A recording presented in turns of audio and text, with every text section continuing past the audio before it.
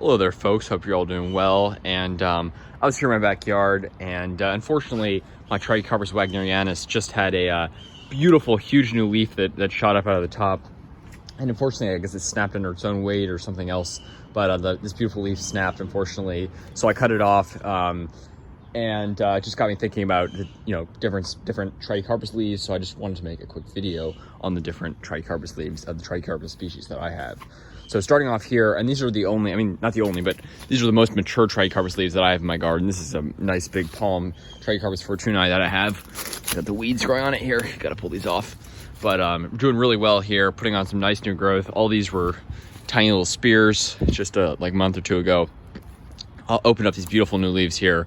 And the thing distinct about the Trachycarpus fortunei leaf is you can see the, as with all trachys, they radiate out from the center, but pretty clearly they have the leaves don't come to a one point, but they sort of have this double point here where they you have these two parts of the leaflet, these two sides to it, these two ridges, and then they both separately come to a point. So it sort of from a distance looks like they're almost rounded at the tip, but in fact it's actually two separate points. And I don't know how the different varieties vary. Like there's Trachycarpus fortunei, there's Trachycarpus Taylor, Trachycarpus Nanatil, and various others, which are forms of Trachycarpus fortunei, Bulgarian form as well.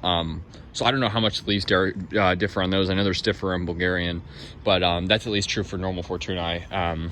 And up next, over here we've got a Trachycarpus. This is another Trachycarpus fortunei, but you can sort of see how it's got the same sort of thing going on. It's hard to see because unfortunately it suffered a bit during winter, but you can see it here even more actually with how the sort of leaves, they come to that point at the end there. And yeah, it's a tiny little thing, but this is my little fortunei here, recovering nicely. Next up, this is a leaf that snapped, but you can see here, really beautiful leaf on my Trachycarpus wagnerianus.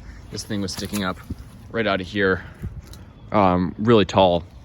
Just came out today, and unfortunately it snapped, but they have these nice leaves, and obviously none of these are really mature. This is the most mature leaf that I found on it, but yeah, you can see how the leaflets on it, sorry, just getting a shot of it there really quickly. You can see how the leaflets on it are more rounded.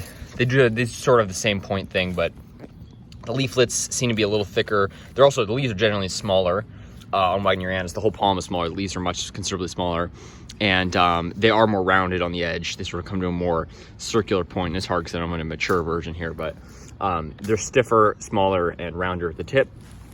And yeah, this is just a really nice one here. And then over here we got my Trachycarpus takil. This thing, especially when young, a lot of the leaves look pretty Camerops-like. It is quite unique looking. But here you can see they really don't have that double-pointed thing. They have a tiny bit, but the leaflets are sort of, they come to more of a point, but then it is actually rounded at the tip a bit. But yeah, I've kind of pointed like a Camerops almost. They've got, of course, the silvery undersides, which is one of the telltale signs. It's kind of hard to see in this light, but they have clear silverish backsides of the leaves. And this one's put out a ton of new growth, which is awesome to see. Really, really put on quite a bit of size, which is awesome. But yeah, leaflets are thinner, and certainly much less bulky leaves than fortunei, much less bulky leaflets. And this point here seems to stick up more as well. The leaves just seem more angled versus fortunei. And yeah, the way that it comes down to a point here, much more angled than Trachycarpus fortunei. So those are just some basic differences. And yeah, I wish I had more of a comprehensive Trachycarpus collection. I got 3 species if you count wagnerianus as a species, versus a variety of Trachycarpus fortunei. But I'd love to get some of the other species like Latisectus or Princeps. I know some of those are a bit less hardy. Some of them are pretty darn hardy though, so I would love to try some of them here. And I mean, yeah, if I could get those, then I'd probably be the only one in Maryland to have one of those species. Maybe the only takil in Maryland, only one that I know of, but pretty exciting. And it's how it did this winter is a pretty good sign for the upcoming winters. I'm super, super excited about this palm. I think it's got a lot of potential being on the more bulletproof side here, and it just looks awesome. And yeah, so it's a little quick video on that. Hope you guys enjoyed. Have a good one. Thanks for watching. Like, subscribe for more videos. Stay tuned and take care, folks. Happy summer.